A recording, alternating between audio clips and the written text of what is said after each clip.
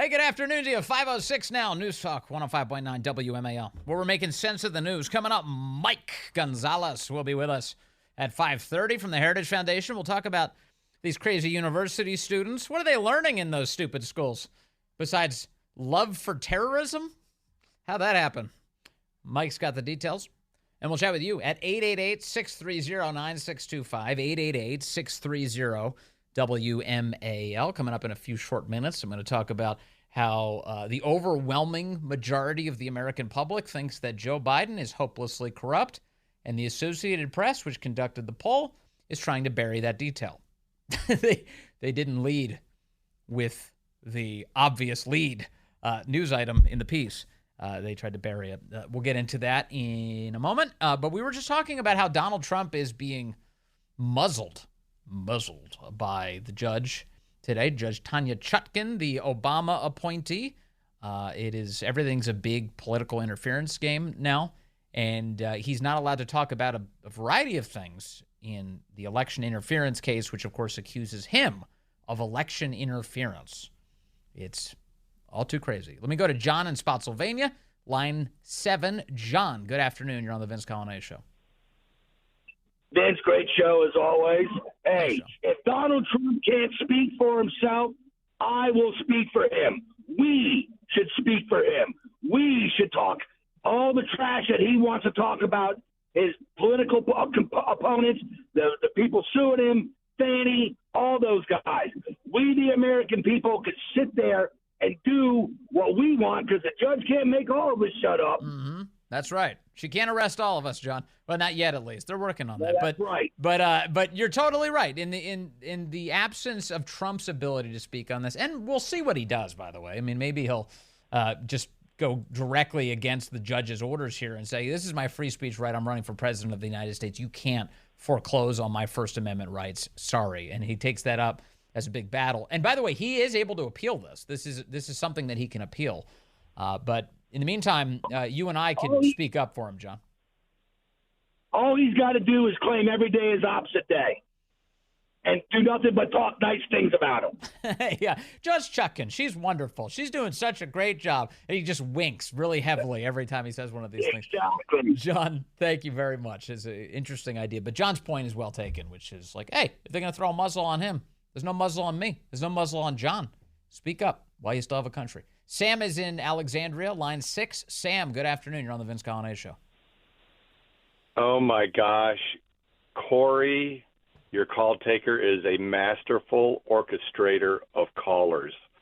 Following behind John, I'll take it one step further. Mm-hmm.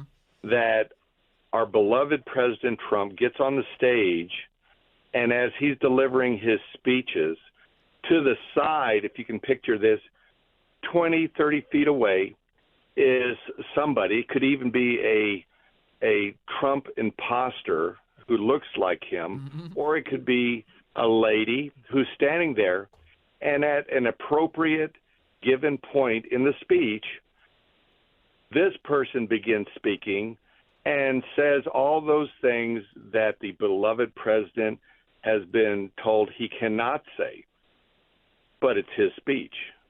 So yeah. In effect, we are speaking for him. This person is speaking for him, and he's not violating this ridiculous quash on his First Amendment rights. You know, what you're describing, it reminds me of, there was an old Comedy Central show called Key and Peele, and they did a bit that was a lot like what you're describing with Barack Obama's anger translator. So Obama would say something in Obama voice, and then he'd have a guy standing next to him screaming, like as if he's angry and he just can't show it. So Donald Trump could do that. And, he could bring in somebody, I'm thinking, Sam, of somebody like Captain Deplorable, Sean Farish, who sounds like Trump. You ever seen these videos? Yeah, so here's some audio of Sean Farish going to Hardee's and pretending to be Donald Trump.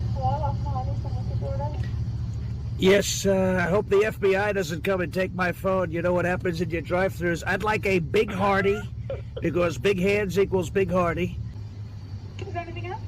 Yes, I'd also like the hand-breaded chicken biscuit on the pillowy biscuits. We only sell biscuits in the morning. Oh, sorry about that. Then we'll get the Monster Angus Thick Burger. Sure, anything else? Yes, and your milkshakes bring all the boys to the yard, so I'm here and I'd like a milkshake. Vanilla chocolate chip strawberry. I would go with the chocolate milkshake. I heard it's fantastic. Anything else? That's going to be it. Thank you very much. You're welcome. That was beautiful. But yeah, there he is at Hardee's. I think, where do they serve the horsey sauce? Is that Arby's? Is that the place? Anyway, he went and tried to order horsey sauce and they didn't have it. He said that's my gosh. Bare shelves Biden for you.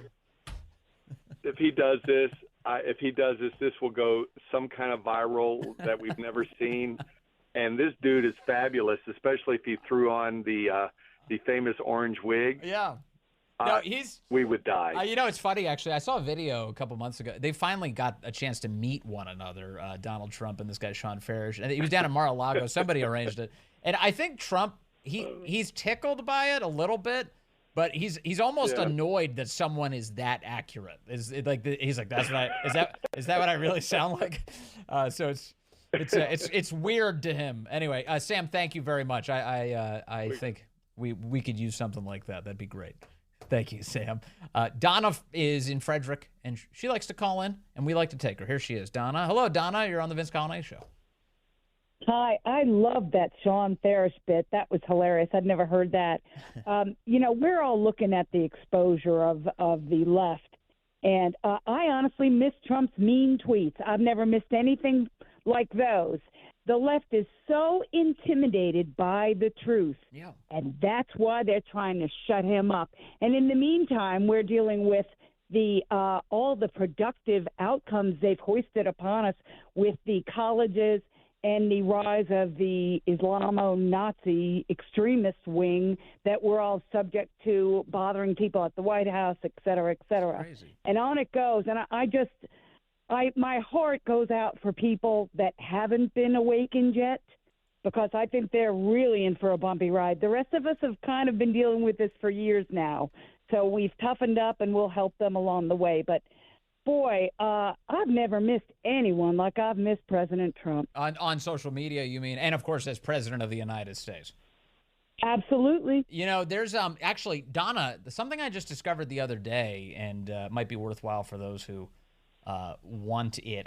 There's a Twitter account that posts Donald Trump's Truth Social posts. Like whenever he posts to Truth Social, the Twitter account posts, and I wish I had the account top of, as Corinne says, top of mind for you right now, but I don't. But you're totally right. I kind of wish he was still there, mixing it up on Twitter. He has access to it, but for now he's still just posting to Truth Social. But he's got a lot to say there. That's for sure, Donna.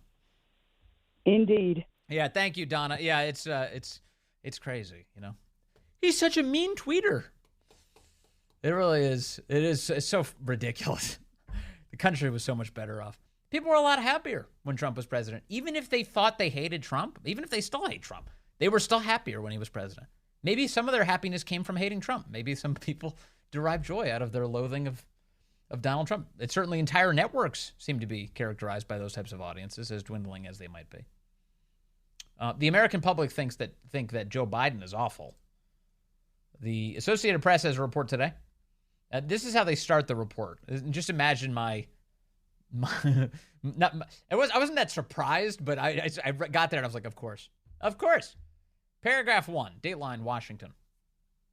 Ethical concerns are casting a shadow over President Joe Biden as he seeks re-election amid investigations into his son Hunter and an impeachment inquiry, with a poll showing that 35% of U.S. adults believe the president himself has done something illegal. All right, so there's a couple red flags already in this paragraph. Note, it's not Joe Biden's wrongdoing that has led to 35% of Americans thinking he has done something illegal. It's not his behavior. It's instead the investigations into Hunter and the impeachment inquiry. In other words, Republicans are tricking the Associated Press, this not so subtly is trying to send the message. Republicans are tricking the public into thinking Joe Biden's a criminal. This is Republicans' fault. These investigations and this inquiry, this impeachment inquiry, they're tricking everybody here. How unfair. 35% of U.S. adults now believe that Joe Biden himself has done something illegal. So that's the first paragraph. Paragraph 2.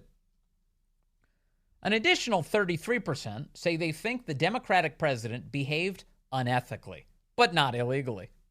Well, wait a second. So let's do a little math here. 35 plus 33 equals 68% of the country thinks that Joe Biden is hopelessly and perhaps illegally corrupt. He's doing unethical things, 33% of the public says. All right, so who's left? 30% say that Joe Biden did nothing wrong. Just 30% say Joe Biden did nothing wrong, according to the poll. The results of the survey by the Associated Press and Nork Center for Public Affairs Research reflect both a vast political divide and skepticism about the morality of government leaders. House Republicans have launched an impeachment inquiry into Biden, seeking to tie the president to the foreign business dealings of his 53-year-old son. Hunter Biden is facing a separate criminal indictment by a special counsel after a plea deal on a tax and gun case fell apart. Republicans have been investigating Hunter Biden for years, since his father was vice president. While questions have arisen about the ethics... I'm sorry, wait a second. Is that true? Republicans had an investigation going into Hunter Biden since his father was vice president? Is that a true statement on the part of the Associated Press? I don't remember a Republican investigation into Joe Biden while Biden was vice president. I don't know what they're talking about, actually. While questions have arisen about the ethics surrounding the Biden family's international business, no evidence has emerged so far, this is a lie, to prove that Joe Biden in his current or previous office abused his role or accepted bribes. Even, they set a pretty low bar, actually. They just said abused his role, and they said there's no evidence that he did that, other than the countless meetings that Joe Biden attended on behalf of his sons and his family's business interests.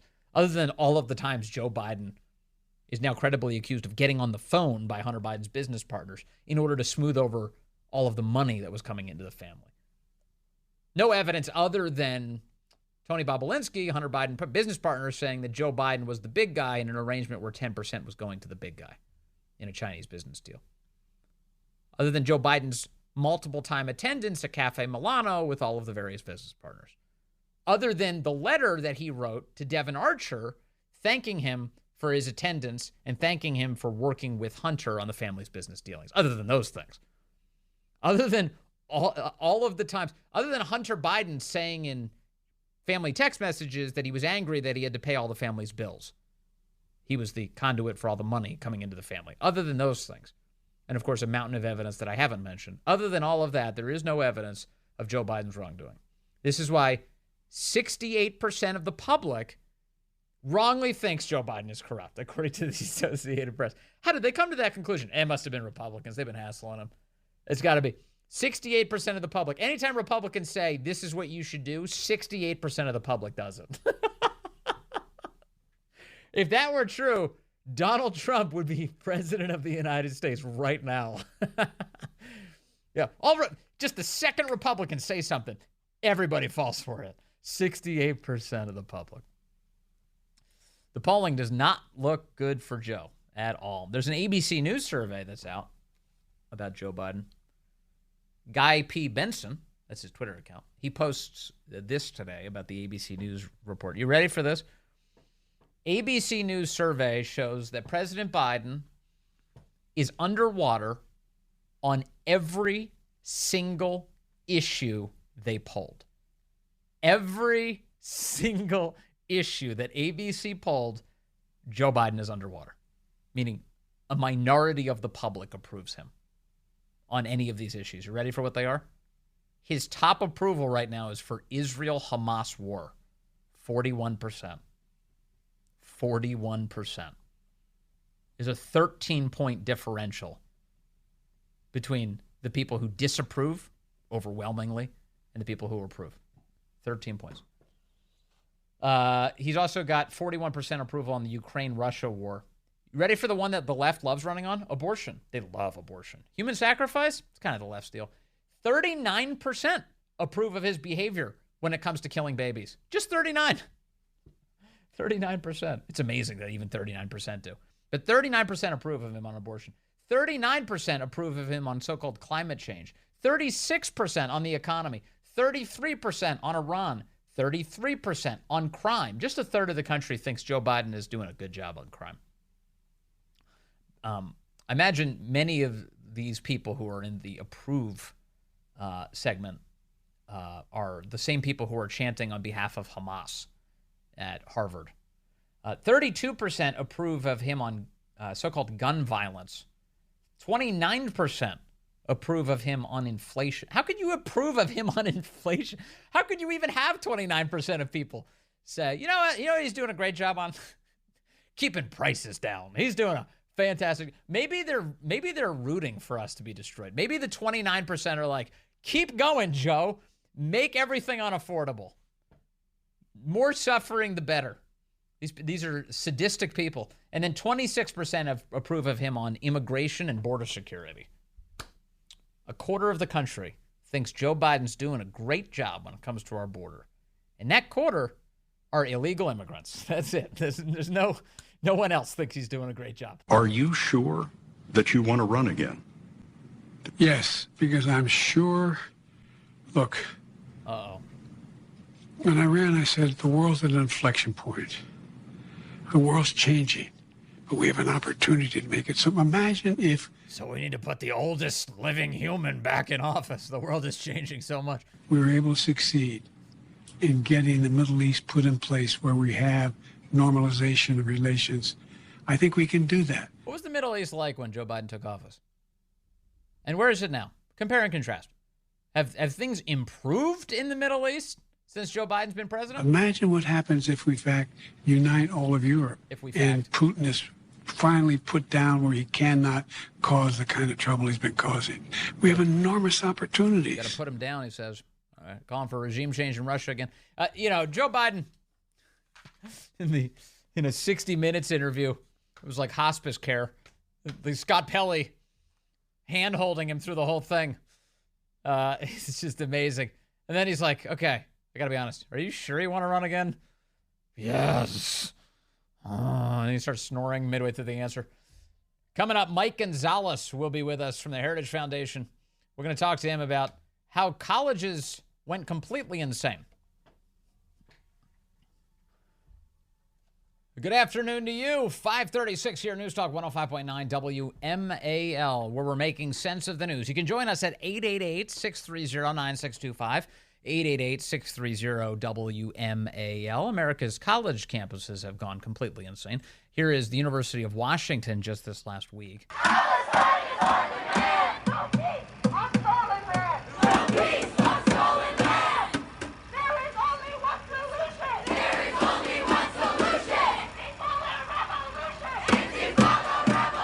After Hamas led a terror attack on Israel, college students at a lot of campuses across the country were rooting on Hamas.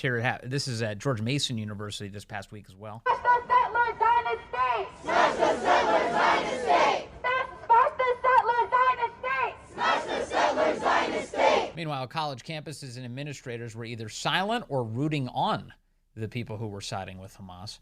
For more on this, I want to go to Mike Gonzalez. He's a senior fellow at the Heritage Foundation, and he knows all about this phenomenon. Mike, good to have you with us, sir. Hey, Vince. Thanks a lot for having me on. What is happening? I mean, America's college campuses are supposed to be places, institutions of higher learning, and then many of them produce, the future leaders of our country. If that's the case, things are not going to go well. Yeah, and that is, I think people are beginning to wake up to this. But what has happened, as you know, is that we, for the last 30 years, since the 1980s, the late 80s, we have been handing the keys to society to really bad people, to cultural Marxists who really started taking over the academy and then had taken over other institutions.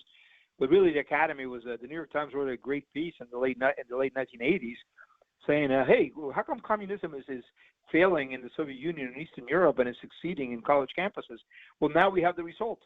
We have just seen, and Americans have seen, American adults are aghast at what they have been seeing in college. Yeah, students supporting atrocities. No question. And if I'm being honest, that the radicalism is already present in our ruling class, and this is just the latest, most extreme version of it on the college campuses. We've already seen what it looks like when the old crazy college students take control of the government, when the old crazy college students take control of the media, when they take control of the New York Times editorial page, when they take control of academia itself, when they take control of, entertainment. There used to be crazy college students. They're now out as professionals influencing our world, and the craziest new college students are just training up to join them. Well, I think what they have produced is moral confusion. If you cannot reject and denounce the massive rape of Jewish women, an orgiastic killing spree that kills 1,300 people in 24 hours, civilians, I would say, that where parents are killed in front of their children, the children are forced to watch, where children themselves are killed, gore everywhere, massacred. If you could not denounce that, yes. And we've seen our young students, and I think let me tell you that you know me, I'm optimistic, because I think out of these atrocities, we may have a good thing. I think Americans are going to finally wake up to the political and across the political spectrum, by the way, and think again, whom have we handed the keys to society to for the last 30 years? But especially the last decade since the creation of Black Lives Matter, and the past 3 years since the BLM riots of 2020. I think especially liberals, people who disagree with you and me, who want higher taxes and a larger role for government, but draw a line at atrocities, they're going to say, wait a second, I'm not signing up to this. What have we done? And I think I see that may be beginning to happen, Vince. So, give me. We talk about Marxism and how this destruction is the product of these Marxists. Explain to me how it's a Marxist goal to tear down the country, and what brings together groups that don't seem like they have anything to do with one another. Black Lives Matter and people who support the terror attack by Hamas. Well, you see this in Europe a lot, and it's called the Red-Green Coalition, and that is the Marxists, the red and green Islamicists, and they have a common enemy. Nothing brings you together like having a common enemy. The old joke: why do grandchildren or grandparents get along? Because they have a common enemy. So you have a red-green alliance of that hates capitalists and democracy and free market and freedom. It's Marxist in that. And by the way, you said, why do they want to destroy everything? How is that Marxist? Marx's own favorite phrase was from Faust, from Dr. Faust, obviously, the devil, and the phrase was, everything that exists needs to be destroyed. This has been a feature of Marxism since the Manifesto, earlier than the Manifesto, because Marx started writing before the Manifesto. And since then, there have been this destructive quality to Marxists. Now, what has changed, and it changed with the New Left in the 1960s, is that they thought the working man was going to be the revolutionary agent, and then they were disappointed in Europe when that didn't happen. They migrated here to the United States, and they found the American worker was even worse. The American worker wanted better factory conditions. He wanted to have a week on the Jersey Shore. The American worker was patriotic. The American worker loved America. The American worker loved his family, did not want to destroy the family, didn't sign up for any of the craziness. So then the penny dropped in the late 60s with Herbert Marcuse when and these are his words, he said the revolution will take place, his words, again, I'm quoting him, from the ghetto population. I'm going to quote him again. He said, people of other colors and other races, don't forget that the New Left, they were looking for a substitute proletariat. They find the substitute proletariat in immutable characteristics. So what is true about your status in life, your economic status in life? It can change, right? I myself have been poor. I myself have been middle class. I have been rich. But you can never change three things, right? Your race, you cannot change your race. You cannot change your origin. And you cannot change, wait for this, your sex. So if you place revolutionary agency in immutable characteristics, they think they have a better shot at winning. And if you create grievances not based on economic class, right, but in terms of race, that then overthrows the system. That's the big shift, right? They're no longer economic determined. Yeah, if your gender, they don't believe if your gender is up for debate, then everything's negotiable. Everything can be can be just literally destroyed. Right, but again, I think that what is going to happen is you're going to see liberals, old-line liberals, say, no, I don't want atrocities. I can't support a program that the massive killing of Jews. Yes. I see that this week. I do see that this week from some Jewish Democrats. That is the place where I'm detecting some of this. And in fact, some of whom have called into our program or written in saying that they don't even recognize their own party. I read a letter this week from a woman, this past week, from a woman who says that she's been left-wing her whole life. And she doesn't even recognize the party she's aligned with, and it's creating a real crisis for her personally. But that's a story that keeps being repeated across the country right now, Mike. And I think in a 50-50 country, we do need enough liberals who disagree with you and me on taxes and so forth to say, I draw the line at atrocities. I am not going to vote for this. And then the other thing that needs to happen is conservatives must get serious about translating the current shock, because this is shock and awe, seeing what is happening on college campuses, into policy.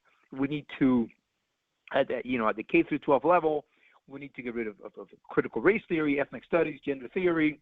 We need to finally investigate Black Lives Matter. They introduced all of this.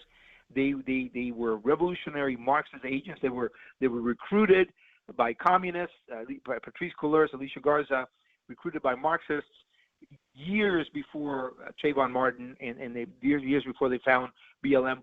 We must investigate them. I've been asking for Congress to do this for years now, and put them on the stand and say, what is your intention? When you say you want to dismantle the organizing principle of society, Ms. Garza, what do you mean by that?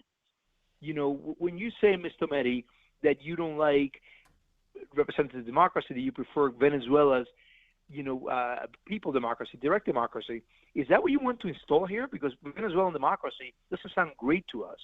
Put them on the record and say that you organized the riots, that you caused $2 billion in damage. Well, right now, I can't help but notice that there's a lot of January 6 people who are being put in jail and prosecuted for seditious conspiracy, the idea that they were going to overthrow the government of the United States. And, of course, that's kind of ridiculous for any number of reasons. But wait a second. So these Black Lives Matter people who were actually leading an insurrection in the country, who actually want to overthrow the systems of the United States, actually have it out to get the government, actually think that it needs to be torn down. I don't see anybody being charged for seditious conspiracy there.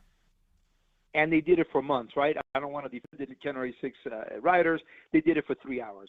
What we saw in and the lead up to by the way, to 2020 was also years. From Ferguson in 2014 to George Floyd, it was 7 years. You had the Ferguson effect. Homicides went up, and then homicides go up in 2020 by 30%. Yeah. By far the highest ever in history. Thousands of people died as a result of their actions. And by the way, so it shouldn't be surprising that they embraced what Hamas did. The main Black Lives Matter organizations came out and said, yeah, we support this. Yes. Because they think Israel is a white settler, white supremacist colonizing state, right? That's the reason why they support violence against Jews by any means necessary. Guess what other country they say the same thing about? Us. They also say that we're a white settler colonizing white supremacist state. So if that justifies gore in Israel, should we take a warning from that? I would think so. Mike, how big of a problem? It feels like, you just mentioned the common theme here, which is that the Black Lives Matter views, the Black Lives Matter organization views Israel as white and views the United States as white, and therefore it needs to be torn down, that is. But the common element there is anti-white racism, obviously. But it does feel like they've so successfully controlled the terms of debate that even bringing that up, like, hey, there's a lot of anti-white racism going on, seems like it's just treated as, like, you're not even allowed to say that. You're not even allowed to point that out. What we need to point out is that they're actually using black and white as an excuse. What they are is pro-red. They're pro-red. That's And they're saying, well, this is a white settler state, and they come over, Europeans came over and took the country, stole the countries from the Indians. They're so historically unschooled. Mm-hmm. It just so happens that the Apaches, the Navajo, and the Iroquois all came from Canada. And all came from Canada only 400 years before the Europeans showed up. Right. It's the same thing. My ancestors in Cuba who come over and fought the Indians in Cuba, they were fighting an Indian tribe that had just arrived 150 years earlier and had massacred the people who were there. Right. I mean, the reality, the reality, of course, is nobody's indigenous if you go back far enough. It's just it is an arbitrary point in time. You're like, now, but if anybody has an historic claim, it's amazing. This past week, I've been saying it all week. I heard Bill Maher finally said it on Friday. If anybody has an historic claim and you're like, okay, these people are indigenous, you would think that they would stand up for the Jews of Israel, but no, right. Actually, no, they're calling for their destruction. And they have been living there continuously since God gave the land to Abraham. They have been Jews living in that place continuously for the last 5,000 years. So it's just it's a made up thing. This prism through which they look at everything as the oppressor versus the oppressed. Yeah. It's what they choose it to be. What they don't like is democracy, the free trade of goods, capitalism, in other words, freedom, the family, all the things that are in the manifesto that Marx said that needed to be abolished. Oh my God, they agree with all that. Plus, they say they're trained Marxists. Why don't we call them Marxists? Yeah, well, we definitely should a lot more, and I'm glad you've been doing it. Mike Gonzalez, thank you so much, as always, sir. Really appreciate your time today. Well, 45 has some thoughts on being muzzled by Judge Tanya Chutkan. Could 45 become 47? Well, Chutkan's trying to stop him from doing that. Here he is today reacting to the gag order the court has now imposed on his presidential campaign. Today, a judge put on a gag order. I'll be the only politician in history that runs with a gag order where I'm not allowed to criticize people. Can you imagine this? Do you believe this? I'm not allowed to criticize people, so we'll see. We'll appeal it, and we'll see. But it's so unconstitutional. The good thing is we have so much support, it's incredible. And it just makes it even more so. Look, I'm the only guy that ever got indicted. I got indicted more than Alphonse Capone. Did anyone ever hear of Alphonse? Al Capone, if you looked at him the wrong way, he was seriously tough, right? Scarface. They call him Scarface. Had a little scar in there. I'm sure it was a minor accident, but he was Scarface. But Al Capone, if you looked at him in the wrong way, if he didn't like you, you looked at him a little bit askance, he blew your brains out. He was only indicted one time. I've been indicted 4 times. And in addition, I have these civil trials that are all coming out of the Justice Department. They've weaponized the Justice Department and the FBI. They've weaponized, think of it, the Justice Department. This is so much for this gag order, by the way. The Banana Republic. But we're going to be okay. The good news is I'm the only one that's ever been indicted where the numbers went through the roof. Because the people understand it. No, it's true. He challenged the election. The election was crooked. They're saying you'd never challenge an election. You're supposed to believe these people, right? How about the 51 intelligence agents that lied? Turned out they lied. How about the FBI Twitter files? All that stuff. All of the votes, if you look at 2,000 Mules, if you look at that, those are tapes of people stuffing ballot boxes. Those aren't people saying, those are tapes. People don't want to hear it. Yeah, that gag order. We'll see. What are the consequences? They really don't know what to do with this guy, and thank God, he's still out there running. The great one, Mark Levin, is up next here on WMAL.